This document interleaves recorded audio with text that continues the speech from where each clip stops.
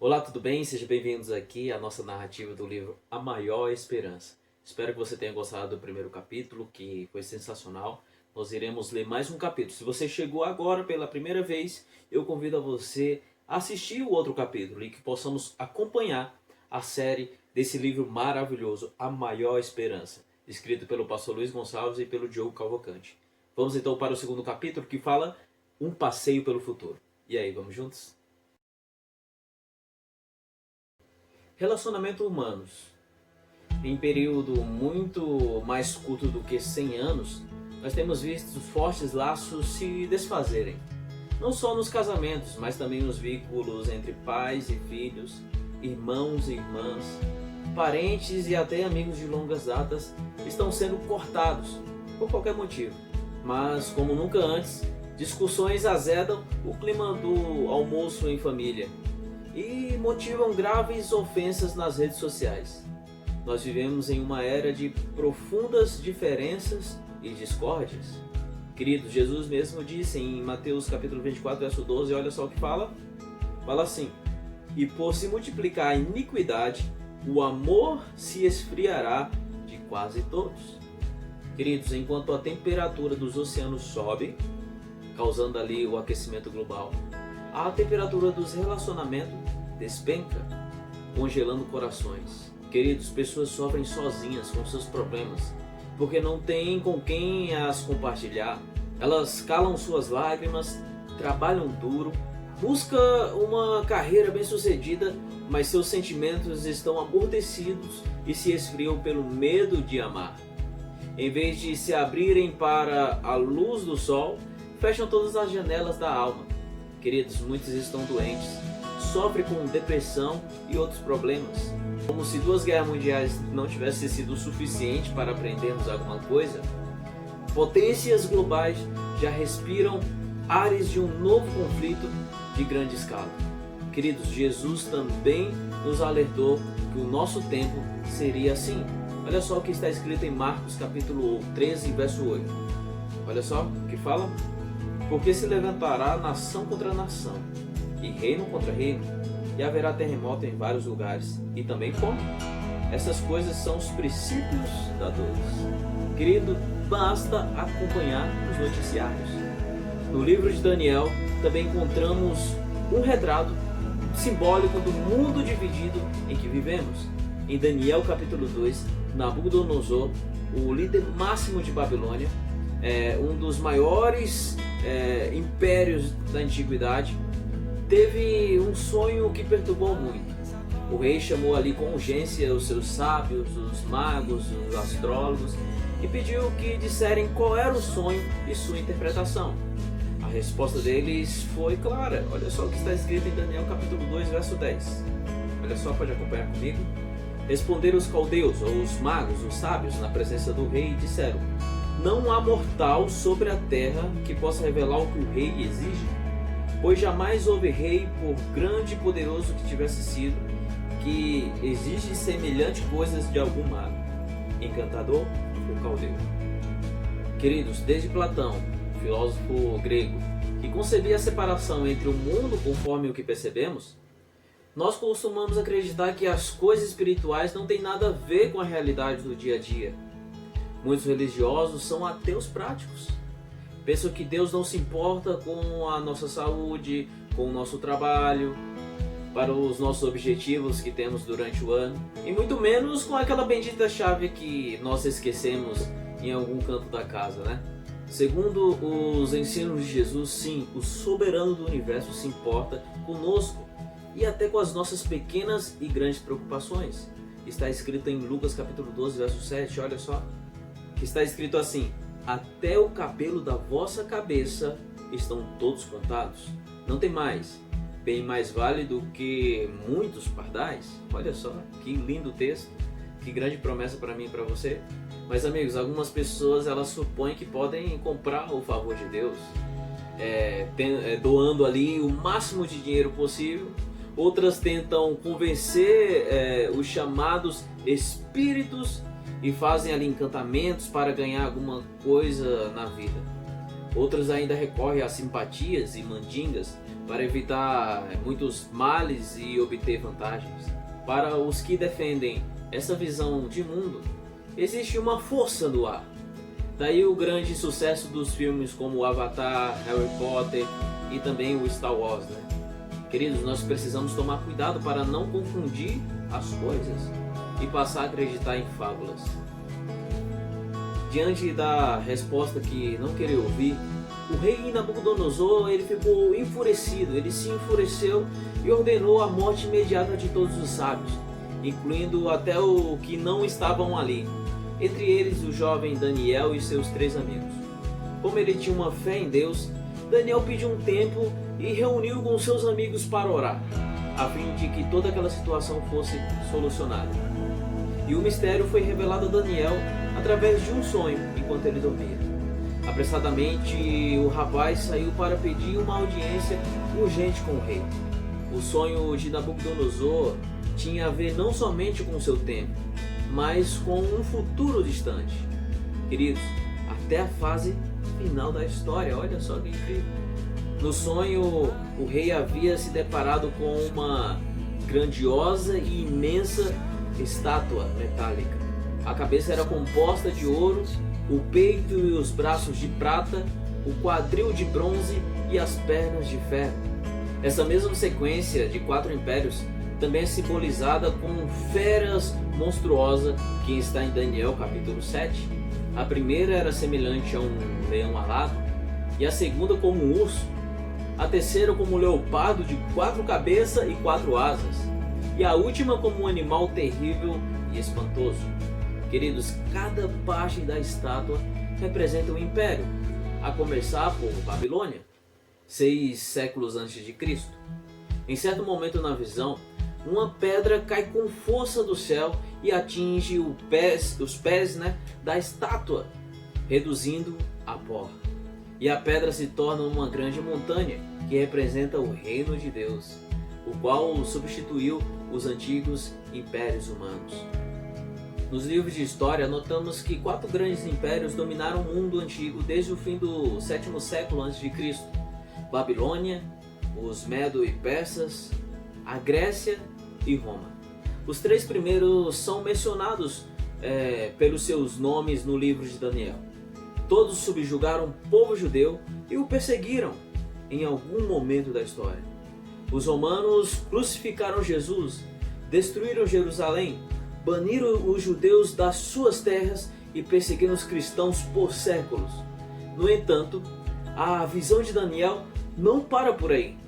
Queridos, depois das pernas de ferro, vem os pés de ferro e barro. Queridos, os pés de ferro e barro representam a última fase da história humana. São um retrato do próprio mundo atual, e a partir de então, a Idade Média se estabeleceu na Europa. Queridos, com reinos fracos e isolados. Quando ela acabou, formaram-se ali pouco a pouco os estados nacionais que deram a origem aos países que conhecemos hoje. Nações que não são mais um só império. Amigos, após o fim da Idade Média, que se prolongou por mais de 1000 anos, não faltaram tentativas de erguer um governo europeu único. O Sacro Império Romano-Germânico, a Espanha de Filipe II, a França de Napoleão Bonaparte e a Alemanha de Hitler tentaram ali impor o seu domínio, mas esbarraram em tempestades marinhas, nevasca, em determinações dos inimigos que em grande parte impediram a realização das suas pretensões. Poderosos exércitos muçulmanos tentaram dominar a Europa repetidas vezes, mas sem sucesso. Por outro lado, o Oriente Médio, a Ásia, a América, a África também se sujeitaram por muito tempo à Europa colonialista. Daniel ainda disse no verso 43, olha só, Daniel 2, verso 43, fala assim: quanto ao que viste do ferro misturado com barro de lodo, misturar-se-ão mediante ao casamento, mas não se ligarão um ao outro, assim como o ferro não se mistura com o barro. Queridos, olha só, embora todos os reis europeus tivessem parentesco entre si no século XIX, nenhum deles conseguiu formar um governo unido. Eram ferro e barro, fortes e fracos. Tinham interesses conflitantes e disparidades que o impediram de se unir. Querido, nos últimos anos, o mundo acompanhou com atenção a crise da União Europeia, em que certos países ali ameaçavam deixar o superpoderoso bloco político e econômico. A perspectiva da saída do Reino Unido da União Europeia, o famoso Brexit, abalou o mercado mundial. Então essa fragmentação reflete de modo evidente a imagem dos pés de ferro e barro na visão de Daniel capítulo 2. Olha que incrível! De importância essencial para o nosso tempo é o fato que essa visão descreve o cenário que precede a última grande revolução da história. O quadro geral de ferro e barro, de desunião e as fragmentação anunciam o fim de uma longa história. Avisam-nos que Deus está para intervir nesse mundo. O profeta Daniel ainda explica no verso 44 e 45, olha só o que fala: mas nos dias desses reis, o Deus do céu suscitará um reino que não será jamais destruído. Esse reino não passará a outro povo, e esmiuçará e consumirá todos esses reinos, mas ele mesmo subsistirá para sempre. Verso 45. Como viste que do monte foi cortada uma pedra sem auxílio de mãos, e ela esmiuçou o ferro, o bronze, o barro, a prata e o ouro.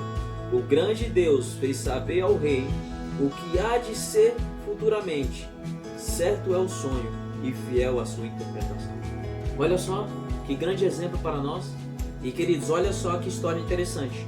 Por conhecer essa mensagem bíblica poderosa, Geraldo Marxim, um jovem alemão que havia imigrado para o sul do Brasil, recebeu uma carta de seu irmão que morava na Alemanha em 1939.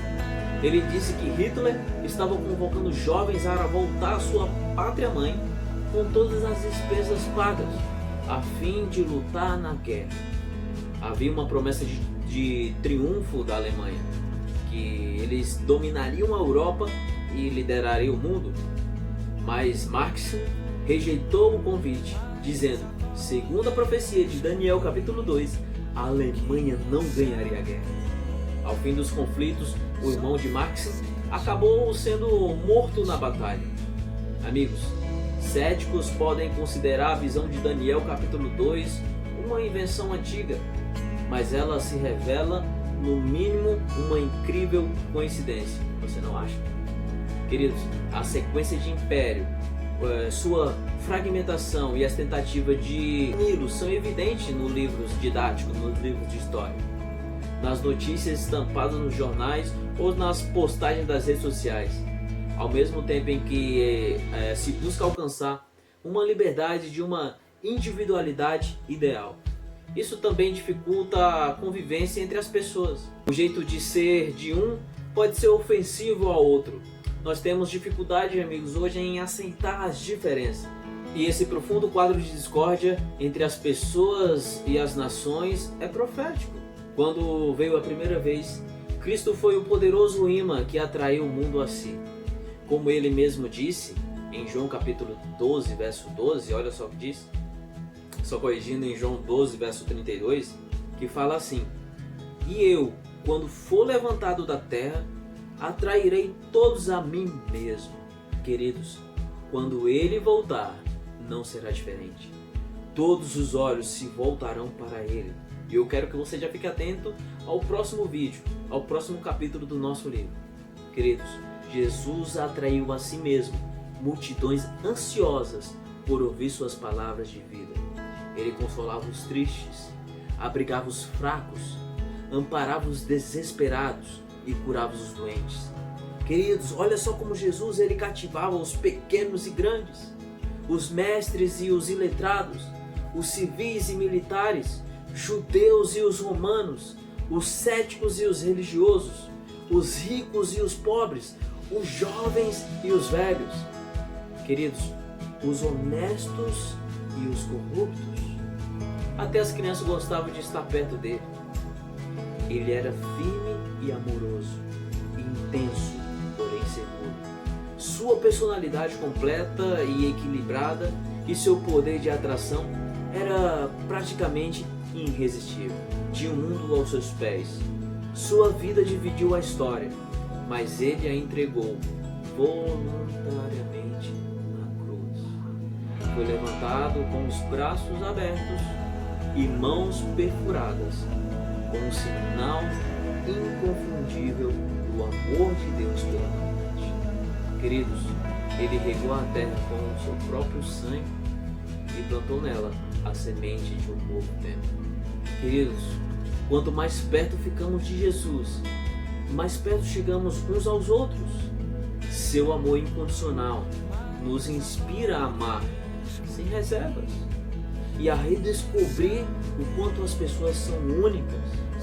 Nós aprendemos a ser menos críticos e mais tranquilos e bem-humorados. Lembra da pedra que Daniel falou? Jesus, ele é a pedra que destrói a estátua na visão de Daniel. É o resgatador da humanidade e o fundador do reino de Deus. Ele mudará o atual estado de corrupção, de injustiça, de discórdia e a morte, trazendo o amor e a união. A palavra de Jesus em João 14, verso 3, que ele fala: voltarei. Queridos, é sua maior promessa e a nossa maior esperança. Se você está triste, se você está sozinho, se você está ferido ou preocupado com o amanhã, encontre calor, alívio e cura nessas palavras, na palavra de Jesus. Agora, olha aqui, olha para mim, olha aqui nos meus olhos castanhos. Queridos, querido amigo, o mesmo Senhor que dirige a história, Ele pode com toda certeza dirigir a sua vida. Sim, Ele se importa com você. Deus se interessa pelo que você está passando e Ele tem poder para te abençoar, irmã. Mas nós temos que abrir o nosso coração e convidar Jesus para entrar nele. E quando Ele entrar na sua vida, quando Deus ele entra na vida de uma pessoa, queridos, as trevas se dissipam e o medo vai embora. Mas aí o que fica? A paz, a esperança e a alegria tomam lugar da tristeza.